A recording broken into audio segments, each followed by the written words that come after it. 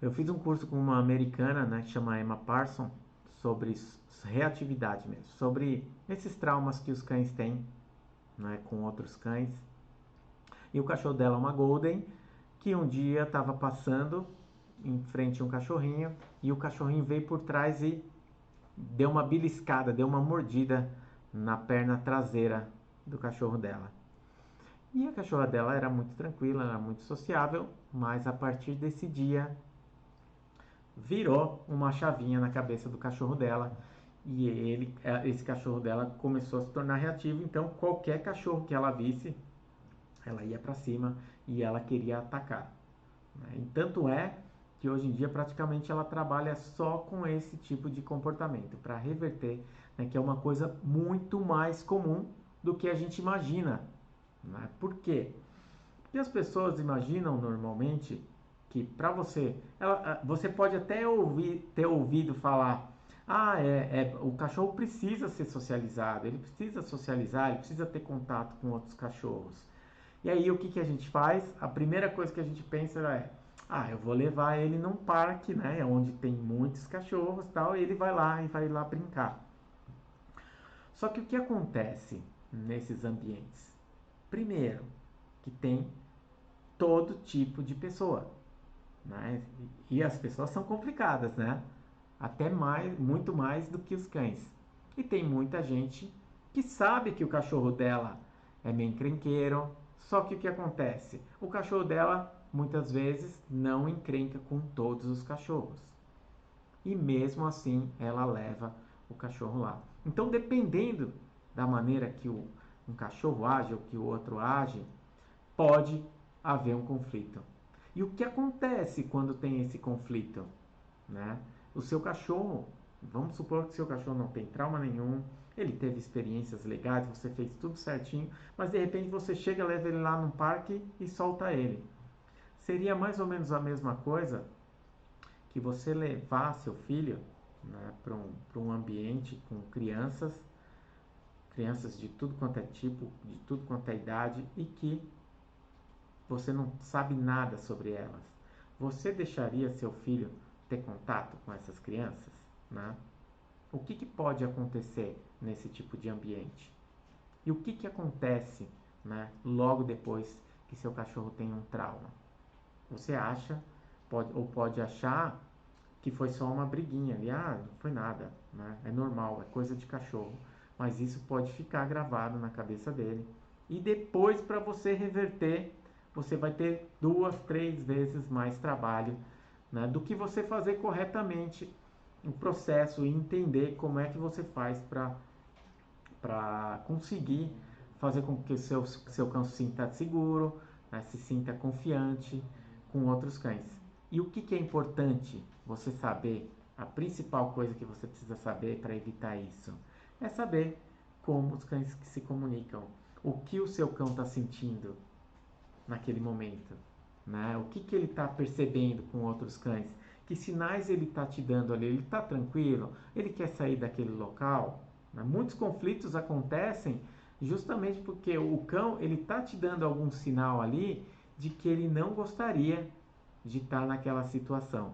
E o que, que a gente faz? Porque a gente quer socializar, a gente fala, vai, vem com o amiguinho. E aí dá ruim, né? E outra coisa importante, não é porque você está com um cachorro, outra pessoa está com um cachorro, que todos os cachorros têm que se falar, porque eles não é com todo cachorro que ele vai se dar bem. Né? Depende muito do temperamento do seu cachorro, do outro cachorro, depende de que sinais o seu cachorro está dando, que sinais o outro cachorro está dando, de como o seu cachorro interage também. Né? E é comum a gente achar, eles vão se virar sozinhos, eles vão brincar e eles se acertam. É um briga, aí o outro reage, né? Uma brincadeira de mordidinha, né? Aquilo é uma brincadeira normal. Para os cachorros é normal.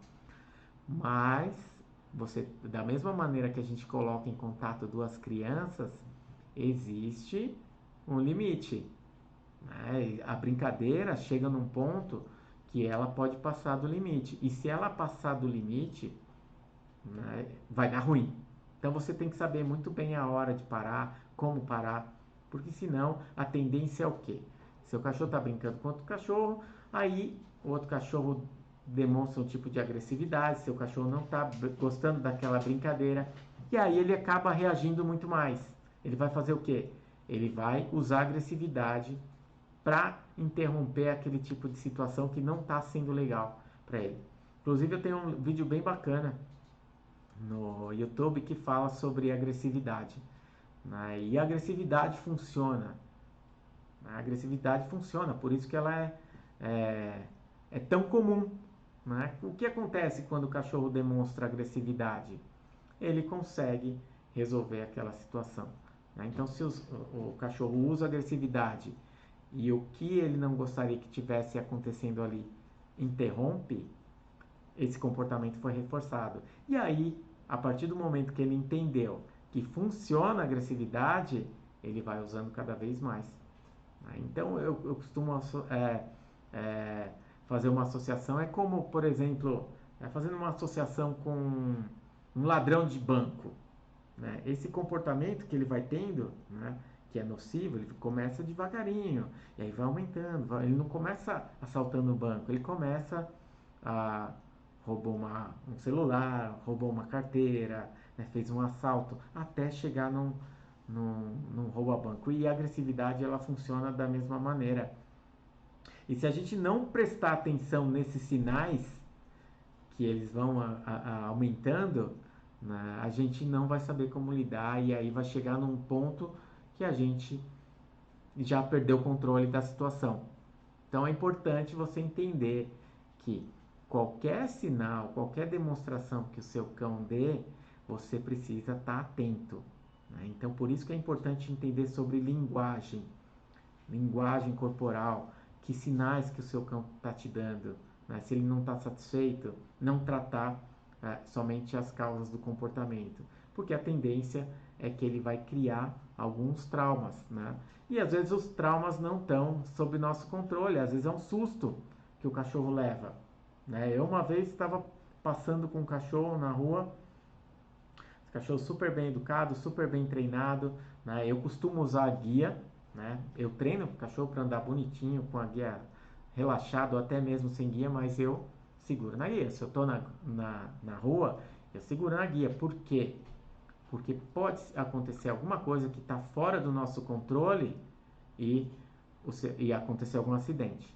Então, esse caso foi o seguinte, eu estava passando, né, com um cachorro super seguro, um cachorro super tranquilo, um Golden, eu estava com ele na guia, e aí eu passei por ele por um prédio, de repente eu escuto um barulho gigante, Bau! Parecia que tinha soltado uma bomba. Tinha uma caçamba na frente do prédio. E logo depois que eu saí, passou um pedreiro e jogou uma lata de entulho nessa caçamba que estava vazia. Então você imagina o estrondo que fez. Eu assustei, imagina o cachorro que ouve muito, muito mais vezes que a gente. E qual foi a reação desse cachorro? Querer sair correndo dali. E se ele não tivesse segurando, eu estivesse segurando a guia, ele ia ser atropelado, provavelmente, porque ele ia correr pela rua, né? Para você evitar traumas, você fazer uma preparação, né? E como você pode evitar traumas? Principalmente em veterinárias, em pet shop, né? Com o secador, né? Começar aos poucos, né? Apresentar. Socialização é isso, né? Você colocar ele em situações ou em contato com objetos, né? Para mostrar para eles que não oferece risco. Né? E é normal o cachorro ter medo do secador, né? Porque é um negócio de outro mundo. Ainda mais se o primeiro contato que o cachorro teve foi numa das principais fases do medo, que é logo ali entre a sétima e oitava semana, a 12ª semana. Então, muitos traumas acontecem nessa idade. Por quê? Isso é uma janelinha que tem no cérebro do cão, que ele aprende situações para que o cérebro dele mostre para ele que ele tem que se defender daquilo. e isso ele vai levar para a vida dele.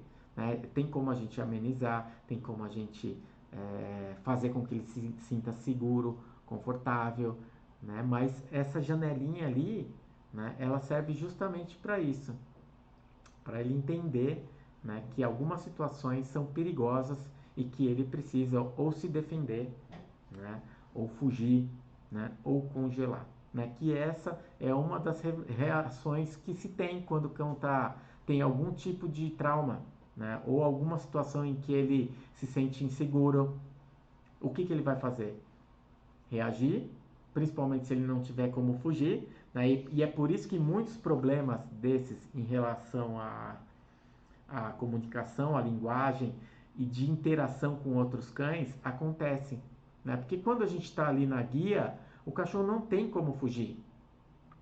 E aí as únicas reações que ele pode ter ali, né, principalmente se ele não está seguro com outro cão, né, se ele já percebeu que o outro cão não está com boas intenções, e muitas vezes as pessoas não enxergam isso, tá? Tem muita gente que acha que cachorro abanando o rabo é um cachorro amigável, amistoso, e não é realmente isso que acontece. Né? Para você entender sobre a linguagem de cães, da mesma maneira que eu falo sobre comportamento, que você não pode é, pegar um probleminha que está tendo e enxergar só o problema, na linguagem funciona da mesma maneira. Você não pode pegar um sinal e achar que aquele sinal já está te dando todas as informações. Né? Porque quando a gente tem um único sinal, né, de uma linguagem corporal, é como se fosse uma palavra. Uma palavra. E na verdade a gente precisa entender a frase. Né? Qual é a frase que aquele cachorro está me mostrando com a linguagem corporal dele? Deu para sacar qual que é a ideia? É isso. Você tem que ter em mente, bom, como é que esse cachorro tá? Ele tá rígido, né? Congelado, com o olhar fixo. Opa, já são dois sinais. O rabo dele tá em pezão assim, bem agitado, como se fosse uma cascavel. Opa, são três sinais. Né? Mais um sinal, boca fechada. Opa, esse cachorro, melhor não ter contato. Tá? Então é importante você ter na sua cabeça que você precisa entender a linguagem do seu cão e a do outro cão também. Aí muitas pessoas não vão ter essa consciência. E muitas pessoas vão chegar na, deixa eles brincarem. Mas você, como dono do seu cão, como responsável, você precisa ter o equilíbrio, né? E o controle ali, principalmente o controle emocional, né? De saber lidar com aquela situação, principalmente sem ser mal educado com a outra pessoa, né? Então, a melhor maneira de você evitar esse tipo de aproximação, quando as pessoas querem se aproximar e você já sacou que aquele cachorro tá meio com mal intenção, ou até mesmo você não tá na certeza, se você não tem certeza, não deixa colocar em contato. Tá? Se você não tem certeza do seu cão, se você não tem certeza do outro cão, não coloque em contato, porque você pode evitar um trauma. Tá? Então o caminho não é socializar, sim, mas não é de qualquer jeito.